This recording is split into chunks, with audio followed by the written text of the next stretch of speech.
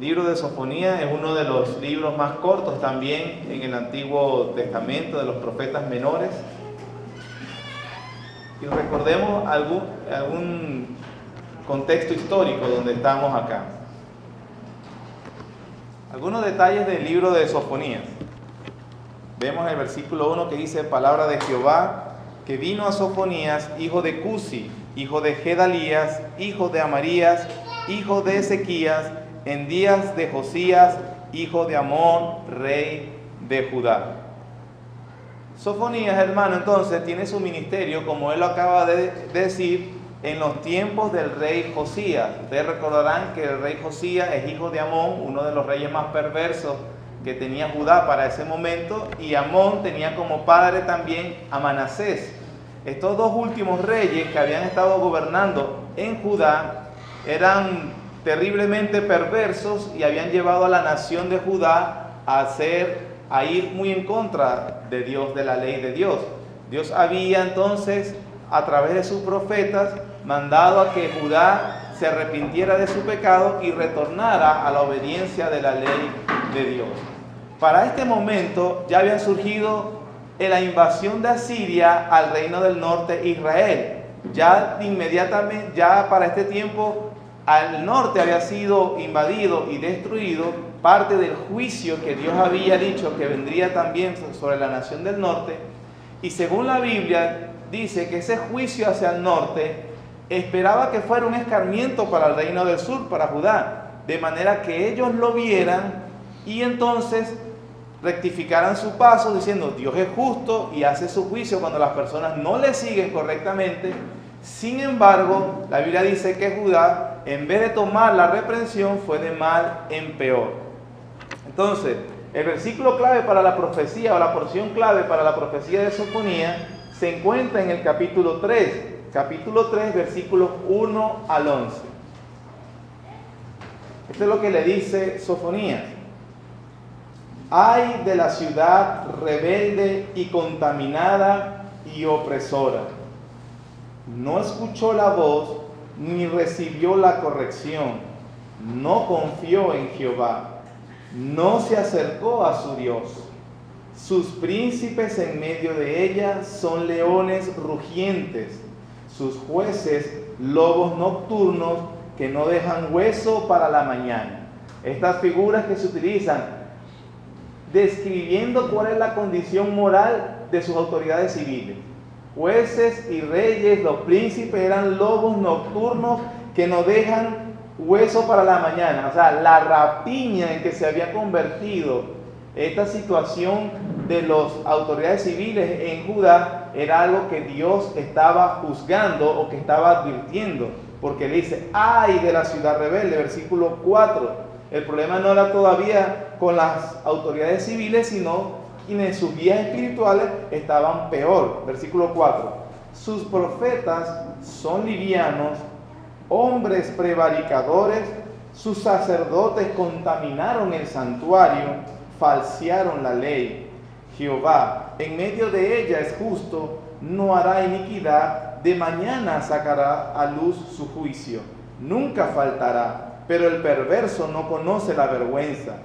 Hice destruir naciones, sus habitaciones están asoladas. Ahí está la figura que usa Dios. Él ha destruido a Israel en el norte y algunas naciones que los también han invadido. Dios los ha destruido y ha sido librado Judá de la invasión de Asiria. Básicamente ellos vieron a cómo el ejército de Asiria casi llegó a las puertas de ellos en Jerusalén. Milagrosamente Dios hizo que retrocedieran. Y también había destruido ya a otras naciones. Entonces Dios le está diciendo, o a través de Sofonías, recriminándole a Judá, los cuales vieron esas destrucciones y para agarrarle el escarmiento, ellos hicieron caso omiso. Versículo 6. Hice destruir naciones, sus habitaciones están asoladas. Hice desiertas sus calles hasta no quedar quien pase. Sus ciudades están asoladas hasta no quedar hombre, hasta no quedar habitante. Dije: ciertamente me temerá, recibirá corrección y no será destruida su morada según todo aquello por lo cual la castigué. Mas ellos, ¿qué, hermano? se apresuraron a corromper todos sus hechos. Por tanto, esperadme, dice Jehová, hasta el día en que me levante para juzgaros, porque mi determinación es reunir a las naciones junto a los reinos para derramar sobre ellos mi enojo. Todo el ardor de mi ira, por el fuego de mi celo, será consumida toda la tierra. Así que vemos que una vez más, porque ya el Señor ha venido profeta tras profeta, advirtiéndole a este pueblo sobre su corrupción moral y sobre su alejamiento de Dios, que viene su juicio. Aquí uno de los profetas también que habla de manera cruda y muy abierta: voy a derramar toda mi ira sobre ustedes si no corrigen su posición. Es más, ustedes han visto cómo yo he hecho desierto a otras naciones. Ustedes ven la miseria que las puse. Y todo eso, Dios a través de Sofonías le dijo: eso es para que Judá agarre escarmiento. Y seguramente va a rectificar su posición. Pero ¿qué hicieron ellos? Se apresuraron a corromper todos sus hechos. En vez de tomar como ejemplo lo que había estado haciendo Dios con otras naciones, ellos hicieron caso omiso. De allí entonces viene la pronunciación del juicio de Dios sobre el reino de Judá, que va a ser a través de los babilonios. Entonces vemos que Sofonías fue contemporáneo con Jeremías. Sofonías profetizó junto a Jeremías y profetizó junto a Nahum y junto a Habacuc. 4 profetas que estuvieron en este mismo periodo profetizando acerca de la situación de Israel, de Jerusalén, en este caso Judá, por cierto. Otro detalle también, que Dios había estado juzgando a la nación, es por lo mismo que hace Jeremías. Es muy importante los primeros capítulos de Jeremías compararlos con Sofonías, porque obviamente entendemos el contexto. Y una de las recriminaciones que Dios le hace una y otra vez a Judá, es que ellos hicieron una reforma, en comillas. Josías a los 8 años comienza a quitarle la idolatría, comienza a querer tratar de devolver al pueblo de su idolatría, pero nosotros vemos por el libro de Jeremías que esas reformas no son muy profundas y que el pueblo en general hizo una adoración hipócrita a Dios. Jeremías capítulo 3.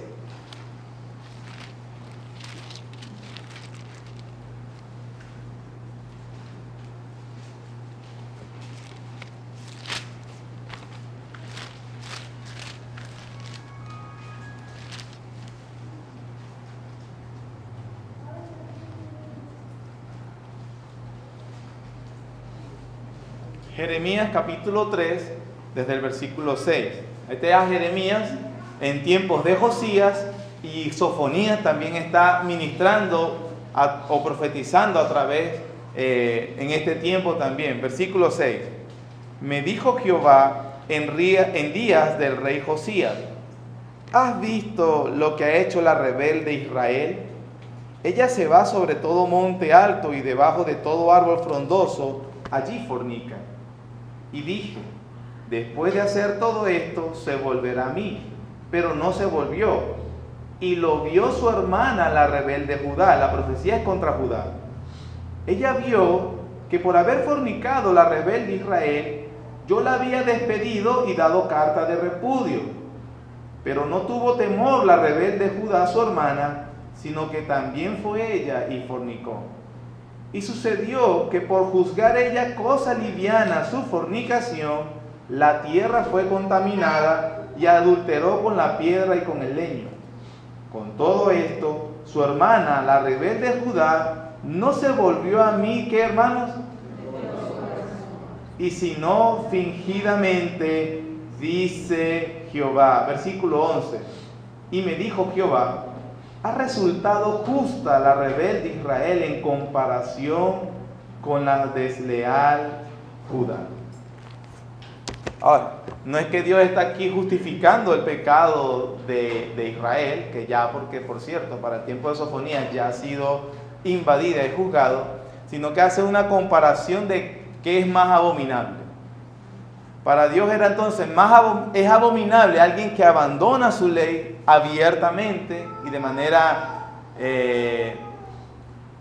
impune, de manera descarada y cínica, y es abominable, y eso requiere el juicio de Dios. Sin embargo, Dios dice que para Judá, habiendo entendido eso y comenzar una especie de retorno a Dios, entre comillas, pero que fue hipócrita, entonces Dios dice, no, es más justa la Israel que la hipocresía con la cual te acercas a mí. Es decir, hermanos, que en lo que respecta a adoración a Dios, no se requiere solamente los aspectos externos, que sí son muy importantes. A tomar lo que en aquel momento era el sacrificio, la religión verdadera, tomar los utensilios, tomar en cuenta aquellas cosas que Dios demandaba en su ley para el pueblo de Israel, sino que Dios esperaba que Judá o aquellos que lo retomaran lo hicieran de corazón, lo hicieran de manera con las motivaciones correctas. Siempre fue el propósito de Dios. Amarás al Señor con toda tu mente, con toda tu fuerza, con todo el corazón. Es decir, no es simplemente cumplir de manera superficial y ligera. Se trata de verdad de canalizar las emociones de manera que uno haga lo que le agrada a Dios. Entonces no se trata a veces, inclusive hermanos, para nosotros, de existir los domingos a las 10, a las 11, los miércoles, y de toda cuanta actividad tengan yo voy a estar. Pero si realmente mi corazón no está involucrado en las cosas que estoy haciendo, es muy posible que yo esté siendo o no esté agradando a Dios simplemente porque mi corazón y mi mente están en otra parte. Tengamos cuidado con, no solamente se trata de hacer las cosas correctas, sino también con las motivaciones correctas. Eso no significa que cuando por ser vendidos al pecado no tengamos a veces la mejor de las motivaciones y yo no hoy amanecí sin ganas, yo no voy a la iglesia. No, eso es doble pecado, porque estás obedeciendo más tus emociones que lo que Dios dice. Yo no voy a ser fiel a mi esposa hoy, yo hoy no me siento muy fuerte. Yo no tengo ganas de respetarte ni de obedecerte. Yo no tengo ganas de orar. No, sí tenemos que tener cuidado con nuestras motivaciones, pero realmente también, a pesar de hacer externamente lo correcto, es muy importante siempre que estemos cuidando las motivaciones de nuestro corazón. Así que Dios entonces pronuncia el juicio a través de Sofonías. Otra cosa importante que vemos en el versículo 1 de Sofonías, que él da acerca de su ascendencia o su descendencia, él dice que él viene de la descendencia de Ezequías, que lo más probable es que es un príncipe. Ahora, escuchen esto, y es muy importante. De parte de los hombres que Dios ha usado, Dios usó hombres sencillos también, como Oseas, que era un pastor. Pero en este caso, Sofonías es un profeta de Dios y él pertenece a la aristocracia de Israel. Él es un príncipe. Es más, ustedes van a ver también, como en el capítulo 3 vemos, que él denuncia la hipocresía y la rapiña de los demás príncipes. Es decir, él es un testigo ocular de la hipocresía, de la inmoralidad en que se ha convertido la familia real.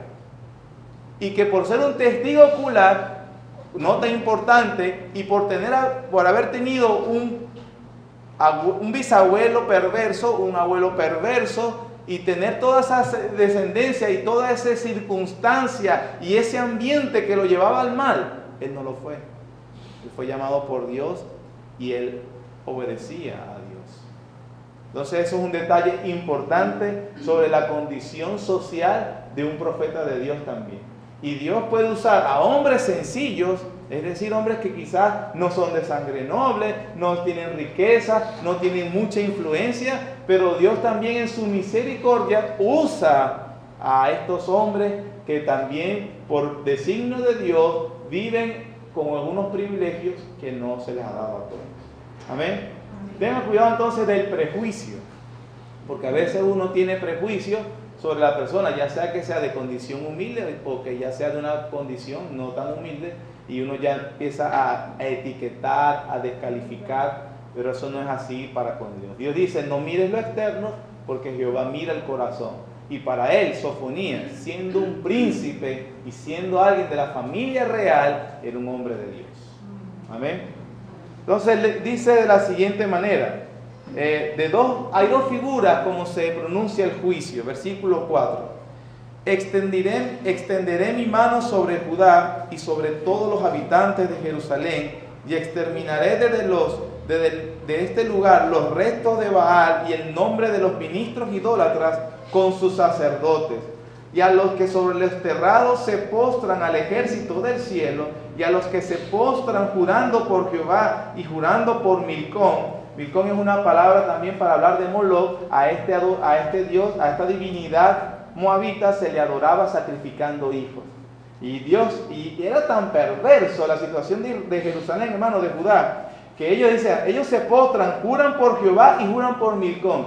Ellos equipararon la adoración al Dios verdadero, es igual que el Moloch, o una divinidad pagana que se le sacrificaban niños. Para ellos no había diferencia. Para ellos ese es el mismo Dios. Y Dios dice, yo estoy pronunciando un juicio contra ellos. A los que Milcom, versículo 6, y a los que se apartan de en pos de Jehová, y noten eso, hermano, a los que no buscaron a Jehová ni le consultaron. Vean el orden ascendente. Perdón, quise decir descendente. Se expresa la idolatría más vulgar y abierta. Ellos eran unos idólatras a las estrellas del cielo, a divinidades paganas. Sí, Dios va a juzgar eso.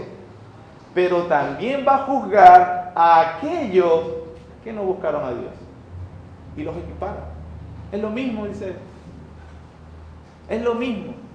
Ser un sacerdote idólatra que merece la condenación de Dios por andar abiertamente en contra de la ley de Dios, sí, eso requiere el juicio de Dios. Pero ser una persona que tampoco tiene conciencia de la existencia, o sea, que vive como si Él no existiera, que no lo busca, que no lo considera en su camino, para Dios es lo mismo. Y eso es una manera también de nos ayuda a nosotros bueno, nosotros humanos, los hombres, nos gusta categorizar los pecados. Para Dios no es, para pecado es pecado. Y en nuestro país, por ejemplo, aplicándolo a lo actual, es cierto que los últimos años han servido para una proliferación de la brujería, la hechicería. Ahorita hay más babalaos por todos lados. Y a veces yo veo a algunos cristianos, esos babalaos, satánicos, Dios los va a juzgar. Sí, pero si tú vives también de una manera fría en cuanto a Dios, es lo mismo. Es lo mismo. O sea, es igual de desagradable ante los ojos de Dios. O llevará el juicio de Dios igualito. Entonces, por un lado, el juicio de Dios se ve como la mano extendida de Dios. Esa figura se utiliza mucho en los profetas menores. Dios ha extendido su mano para juzgar al pueblo. La mano extendida de Dios es una mano de juicio. De juicio. Pero hay otra figura que sobre todo Joel estuvo hablando. Y dice, versículo 7. Calla en la presencia de Jehová el Señor, porque el día de Jehová está cercano, porque Jehová ha preparado sacrificio y ha dispuesto a sus convidados. En el día del sacrificio de Jehová castigaré a los príncipes, a los hijos del rey y a todos los que visten vestido extranjero. Asimismo castigaré aquel día a todos los que saltan la puerta, los que llenan las casas de sus señores de robo y de engaño. Y habrá en aquel día, dice Jehová, voz de clamor desde la puerta del pescado y aullido desde la segunda puerta, y gran quebrantamiento desde los collados. Versículo 12. Acontecerá en aquel tiempo que yo escudriñaré a Jerusalén con linterna y castigaré a los hombres que, ¿qué, hermanos? Reposan tranquilos como el vino asentado, los cuales dicen en su corazón, Jehová ni hará ni bien ni mal. Esa frase, los que reposan tranquilos como el vino asentado, significa de una persona que está satisfecho y contento con su carácter y con sus circunstancias. Está satisfecho consigo mismo. Ay, estoy bien, tranquilo, nada malo va a pasar. Bueno, Dios va a castigar esa actitud también. Alguien que se siente, a pesar de sus carencias espirituales, y su carencia y su falta en el carácter, él dice, no, pero yo estoy bien. Es un soberbio. No podrá ser un idólatra consumado, pero es un soberbio. Y Dios dice, yo también lo voy a castigar. Y aquel que piensa que yo no voy a hacer nada, no voy a hacer nada. Ahora, ustedes ven que ahí se repite una frase que, por cierto, la vamos a ver a la luz del Nuevo Testamento, también importante. El día del Señor. En aquel día, dice Sofonía, el día del Señor está cercano. Ese día voy a derramar mi ira y voy a ejecutar mi juicio. Pero ¿cómo lo describe Sofonía? El versículo 14, hermanos, dice algo, resume básicamente todo el capítulo 1. Dice, cercano está el día grande de Jehová, cercano y muy próximo. Es amarga la voz del día de Jehová. Gritará allí el valiente. Día de ira aquel día. Día de angustia y de aprieto, día de alboroto y de asolamiento, día de tiniebla y de oscuridad, día de nublado y de entenebrecimiento. Hermanos, eso que acabamos de leer debería poner a cualquiera en consideración importante sobre sus caminos. Porque dice que es un día terrible. Gritará allí el valiente. Es como si Sofonía estuviera diciendo, tráeme al hombre más valiente de todos. Tráeme al más valiente. Tráeme al más restiado. ¿Quién es el más malo de todos los hombres? El menos miedoso. ¿Dónde está el hombre de todos los hombres que es más guapo aquí? Ese va a gritar de terror.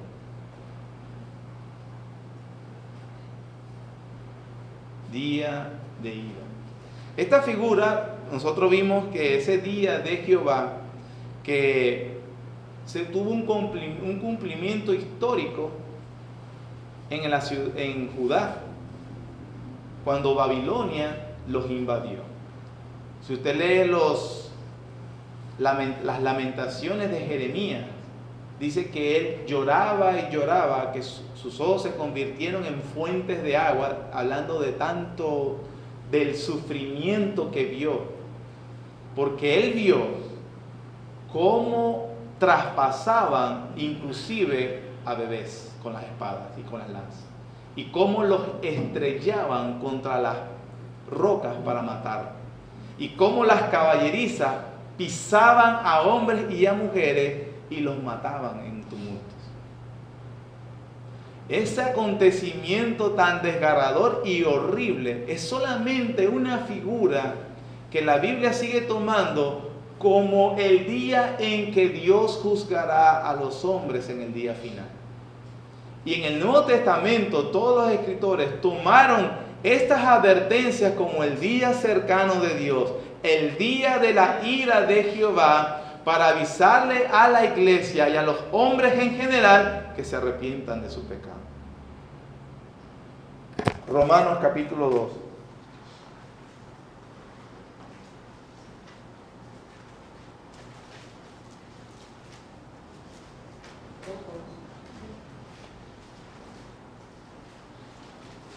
Dije capítulo 2, también vamos al capítulo 1.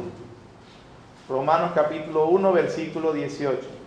Dice, porque la ira de Dios se revela desde el cielo contra toda impiedad e injusticia de los hombres que detienen con injusticia la verdad. Capítulo 2, versículo 5. Pero por tu dureza y por tu corazón no arrepentido, atesoras para ti mismo ira para el día de la ira y de la revelación de ¿qué, hermanos? Del justo juicio de Dios, el cual pagará a cada uno conforme a sus obras. vida eterna a los que perseverando en bien hacer buscan gloria y honra e inmortalidad, pero ira y enojo a los que son contenciosos y que, hermanos, no obedecen a la verdad, sino que obedecen a la injusticia. Esa es la descripción, hermanos, del juicio de Dios, en el cual todo hombre, toda mujer estará un día delante de Dios y le va a dar cuentas por su vida. Para explicar algo acá que a veces leemos de Romanos 2, dice, pagará cada uno conforme a sus obras. Entonces dice, pero bueno, ¿voy a ser justificado por mis obras o soy justificado por la fe? ¿Cuál es la respuesta entonces? ¿Debo hacer buenas obras o debo solo creer? ¿Qué es lo que dice la Biblia? Bueno, la palabra de Dios enseña que obviamente somos justificados solo por la fe. Justificados pues por la fe, tenemos paz para con Dios. La Biblia dice que por la sangre del Señor Jesucristo, por abrazar en la fe la muerte, sepultura y la resurrección de Jesucristo, un hombre se le imputa las obras de Cristo y a Cristo se le imputó el pecado del hombre. Y si nosotros creemos y abrazamos por la fe a Jesús, entonces somos salvos. Eso es lo que enseña la Biblia. Pero ¿qué dice Pablo? ¿Por qué Pablo dice serán conforme a sus obras? Porque la enseñanza de la Escritura es que los hombres que han sido justificados por Dios, han creído en Cristo Jesús, esos hombres también son santificados por el mismo Espíritu Santo. Es decir, la evidencia de que realmente yo he creído en Cristo es que he sido santificado en mi conducta. Mis obras comienzan a dar un reflejo de mi fe. Las obras no me justifican. Las obras revelan cuál es mi fe, qué es lo que he creído. Por lo tanto, las obras de los creyentes son un testimonio y una evidencia contra el incrédulo, por lo cual, por él no haber creído a Dios. Por eso él dice, le pagará a cada uno conforme a sus obras, porque esas obras revelan cuál es la fe que tenía esta persona. Entonces, eso en ese sentido. Pero lo que vemos en los escritores del Nuevo Testamento es que hay un día de ira de Dios.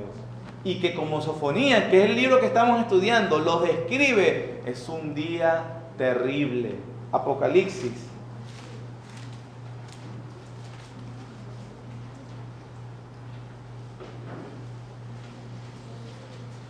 Capítulo 6.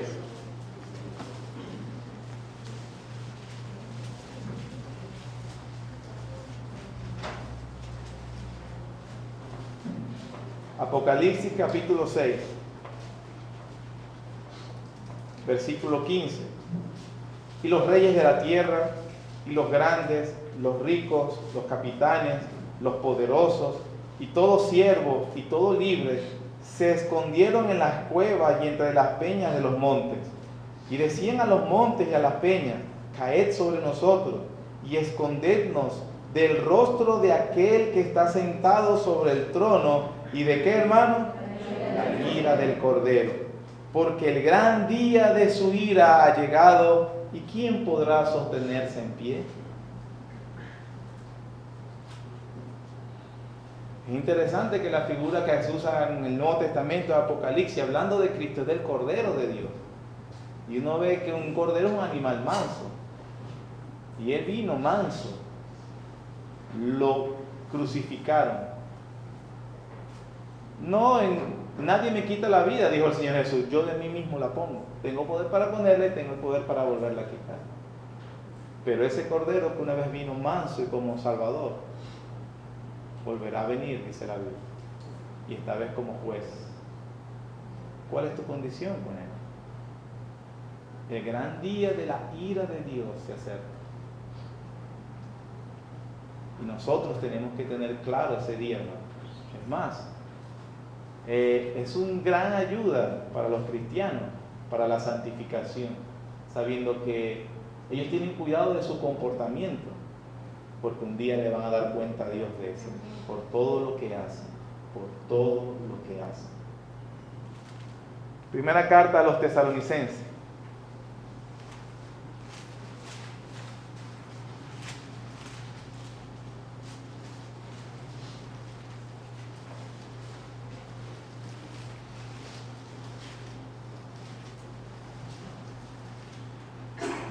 capítulo 5.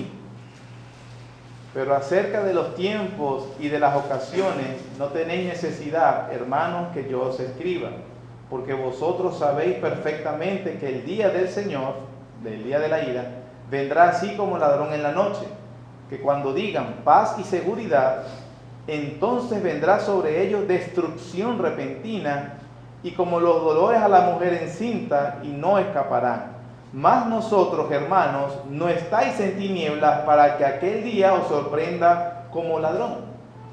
Sí, es una figura como de ladrón en la noche porque, como usted sabe, nosotros no estamos advertidos cuando viene el ladrón, nos sorprende. Bueno, a la gente le va a sorprender el día del Señor, pero no a los cristianos, porque ellos lo esperan todos los días. Dice, ustedes no están en tinieblas para que aquel día os sorprenda como ladrón. No, nosotros todos los días estamos esperando la venida de Cristo. Estamos esperando, estamos en expectativa. Por eso es que para algunos será un día terrible, pero para otros ese es un día de gran consolación. De hecho, las oraciones de los justos, dice la Biblia, es: ¿hasta cuándo, oh Señor, permitirás todo lo que está pasando? ¿Cuándo tomarás el control de todo? La iglesia de Cristo ora: oh sí, Señor, ven pronto, Señor. Entonces no nos va a sorprender. Pero aquel que obviamente, ¿qué es lo que está pasando con Sofonías? Vive de una manera, esto no va a pasar de aquí. Entonces a ese será un día terrible. Y entre los versículos del Nuevo Testamento, por último, el 1 Tesalonicenses, capítulo 1,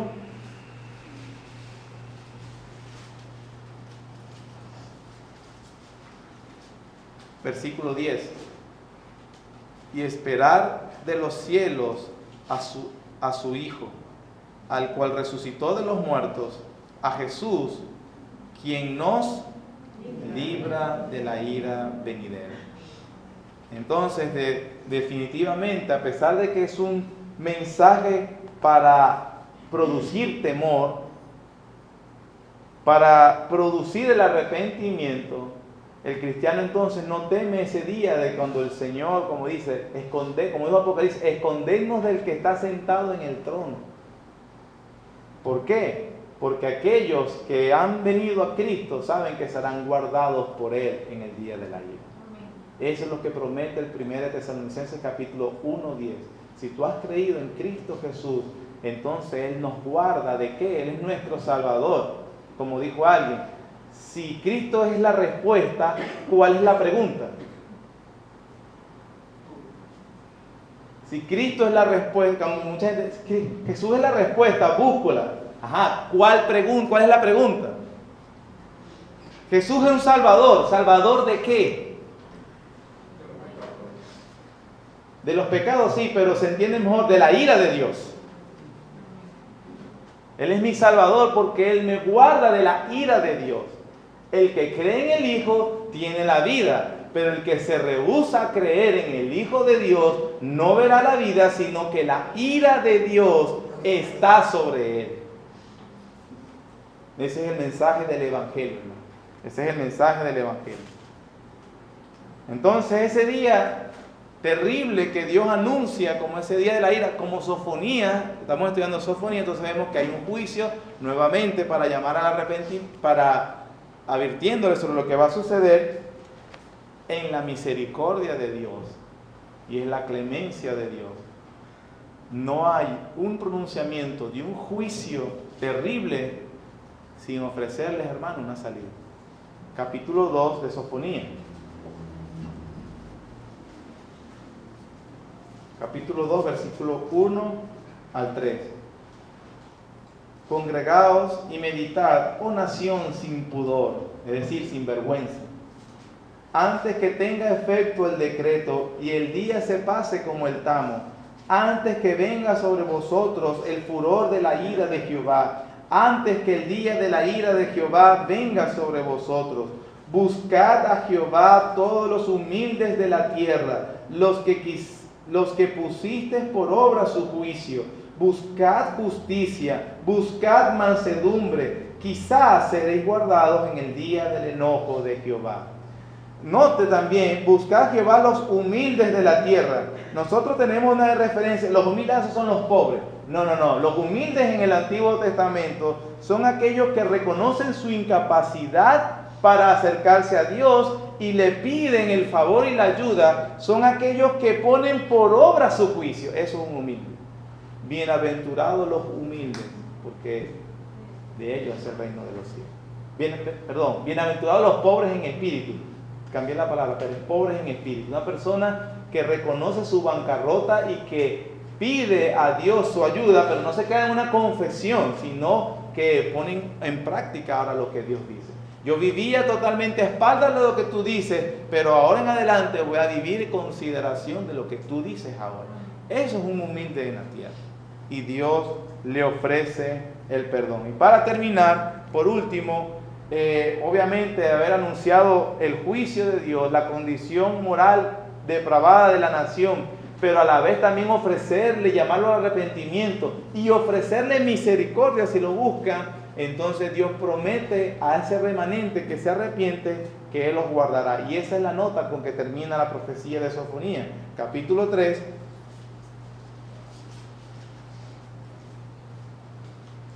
versículos 19 y 20.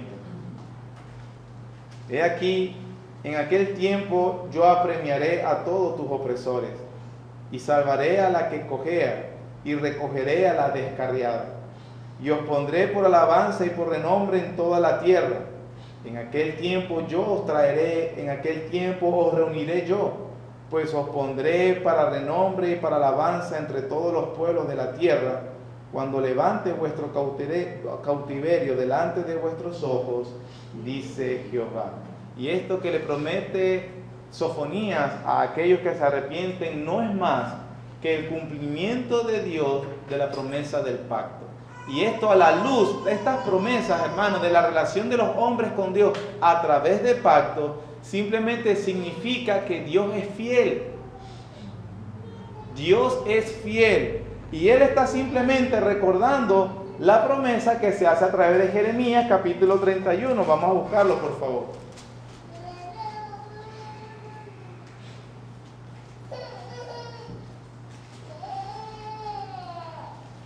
Jeremías capítulo 31.